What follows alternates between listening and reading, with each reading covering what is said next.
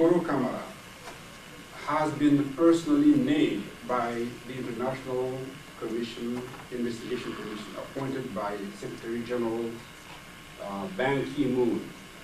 3 high-level lawyers, the Algerian and 2 ladies, from Burundi and from Mauritius, did interview everybody from Musa Dadis on down. Where were you on September 28, 2009? And they concluded that the culprit rests with Musa Dadis Camara, Chegboro Camara, TV, and others. Today, Chegboro Camara is Minister of Alpha Conde. Someone who should answer for their atrocity against women, against peaceful demonstrators, find themselves in a commanding charge here, position rather.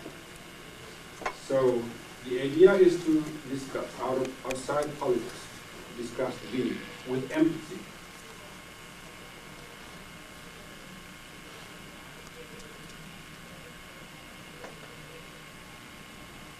Guinea is a victim of its own elite. I'm becoming emotional because I have no words to convince you about how Guinea is self-destructive.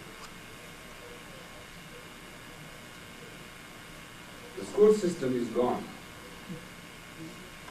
No hospitals. The elite thinks of themselves, everyone. No one cares really about the little guy. The rural communities have almost been uprooted.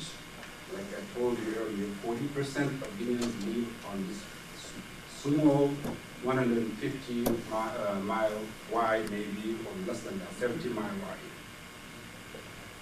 region of the coast.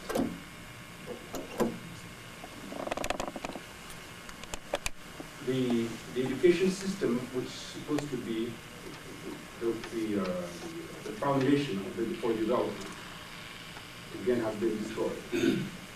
There is an often repeated quote that in 1957, Ghana and South Korea had the same GDP. Well, compare them today. You can't compare them. Why? Because the Koreans have focused on education. It's well known. It's well known.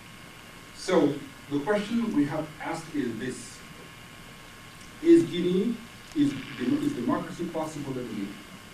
Knowing what we have seen here, knowing what we know about Guinea, corruption, autocracy, impunity, illiteracy, and poverty.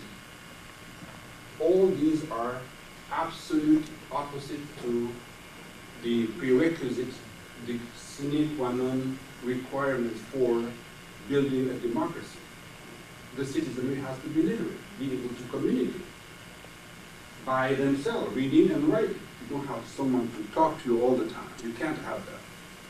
You use a small booklet to read about family planning, micro dams, and stuff like that. Okay? So Guinea has met none of the prerequisites for democracy. Let no one be fooled that an election has been held, therefore Guinea is on its way to democracy. It would be very foolish to think so. Because reality is more stubborn than presidents or humans. It's a poor country, without any infrastructure, by the way.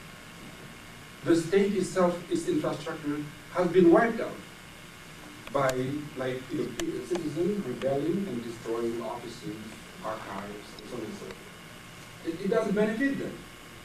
It's a colonialism that has changed skin color. The French have left, a black colonialist class has settled in, more murderous and more destructive than its predecessor and master. So I rest my case and give it to Mr. Jallo.